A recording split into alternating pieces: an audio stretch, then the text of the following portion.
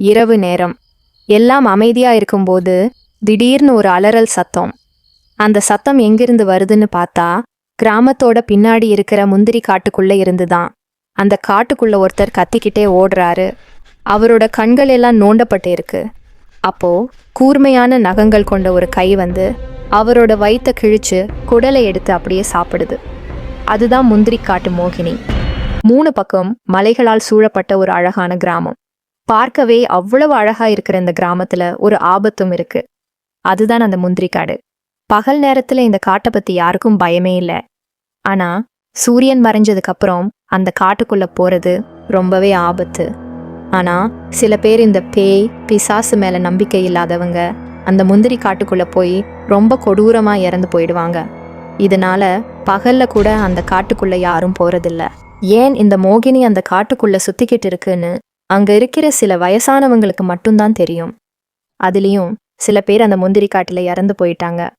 மீதி இருக்கிற வயசானவங்களோ அந்த முந்திரி காட்டை பத்தி பேசவே மாட்டாங்க. இது இப்படி இருக்க அந்த கிராமத்துல ஒரு பாட்டியும் பேரனும் தனியா வாழ்ந்து வராங்க.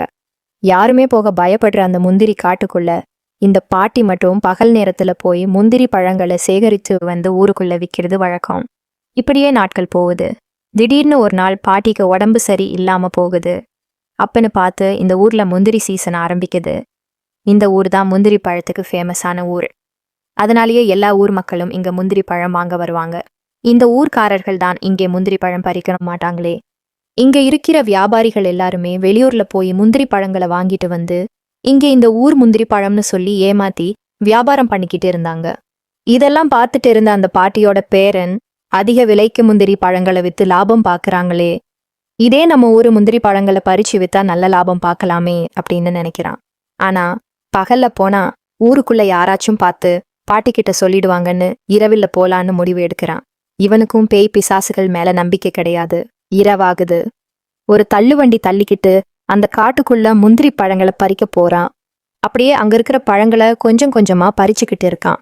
அப்ப தூரத்துல ஒரு உருவம், ஒரு அழகான பொண்ணு நின்னுகிட்டு அவனை பார்த்து என்கிட்ட வான்னு கூப்பிடுது. இவனும் அந்த மோகினி குரலுக்கு மயங்கி அது கிட்ட போயிட்டு இருக்கான். அவன்கிட்ட நெருங்கினதும் அந்த மோகினி தன்னுடைய சுய ரூபத்துக்கு மாறுது. அப்படியே அதோட கூர்மையான நகங்களால அவனை கொல்ல வருது. அப்ப திடீர்னு அந்த பேரனோட பாட்டி குறுக்க வந்து பேரனை தள்ளி விட்டு தப்பிச்சு ஃபோன் சொல்றாங்க. அவனும் பயத்துல அங்கிருந்து தப்பிச்சு காட்டுக்கு வெளியே ஓடி போயிடுறான். வெளியே போன அவனுக்கு காட்டுக்குள்ள இருந்து அவனோட பாட்டியோட அலறல் சத்தம் கேக்குது. காட்டுக்குள்ள அந்த மோகினி பாட்டியை ரொம்ப கொடூரமா கொன்னு சாப்பிட்டுடுச்சு. பேரனும் அழுதுகிட்டே வீட்டுக்கு போறான். வீட்டுக்கு போனதும் அவன் வீட்டில் இருந்த எல்லா சாமான்களையும் தட்டி விட்டு நானே என் பாட்டியை கொன்னுட்டேனே அப்படின்னு அழுதுகிட்டே இருக்கான். அப்போ பரன் மேல இருந்து ஒரு பெட்டி கீழே விழுது. அந்த பெட்டியை பார்த்ததும் அவனுக்கு சில ஞாபகங்கள் வருது. அவன் பாட்டி எப்போதுமே அந்த பெட்டியை பத்தி சொல்லிக்கிட்டே இருப்பாங்க. நான் இல்லாதப்ப அந்த பெட்டியை திறந்து பார்ப்பான் அப்படின்னு. அவனும் அந்த பெட்டியை திறந்து பார்க்கறான். அதுக்குள்ள ஒரு பழைய புத்தகம் இருக்கு. அந்த புத்தகத்துல இந்த முந்திரி காட்டு மோகினி எப்படி இங்க வந்துச்சு அப்படின்னு தெளிவா எழுதப்பட்டிருக்கு. அது என்னன்னா, பல வருஷத்துக்கு முன்னாடி இந்த கிராமத்துல விவசாயம் சரியில்லாம சாப்பிடக்கூட வழி இல்லாம கஷ்டப்பட்டு இருந்திருக்காங்க. அப்போ அந்த ஊர்ல உள்ள சில பேர் சேர்ந்து கடவுளை கும்பிடாம அதுக்கு பதிலா ஆத்மாக்களை பூஜை பண்ண ஆரம்பிச்சிருக்காங்க. அப்படி அந்த பூஜையால வந்ததுதான் இந்த முந்திரி காட்டு மோகினி. அதுக்கு தேவையான ரத்த பலி எல்லாம் கொடுத்து இந்த ஊரை செழிப்பான ஊரா மாத்திருக்காங்க. ஊர் நல்ல நிலைமைக்கு வந்ததும் அவங்க அந்த மோகினியை மறந்துட்டாங்க. ரத்த பலி கொடுக்கறதையும் நிப்பாட்டிட்டாங்க. இதனால ஆத்திரம் அடைஞ்ச அந்த மோகினி ஒவ்வொரு இரவும் வந்து ஒவ்வொரு ஆளா கொல்ல ஆரம்பிச்சது.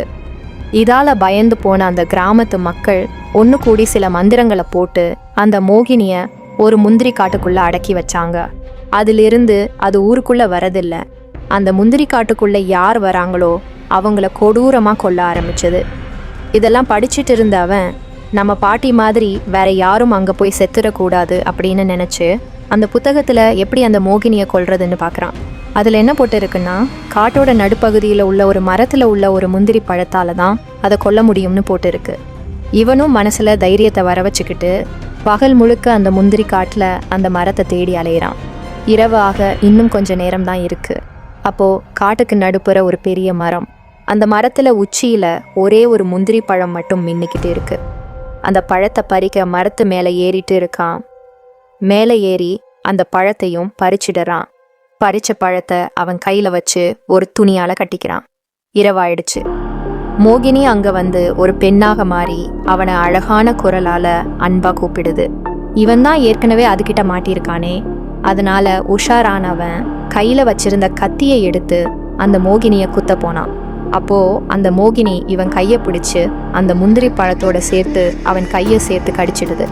திடீர்னு மோகினியோட உடம்பு எல்லாம் தீப்பத்த ஆரம்பிக்குது. மோகினி பிசாசு அங்கேயே எரிஞ்சி சாம்பல் ஆயிடுச்சு.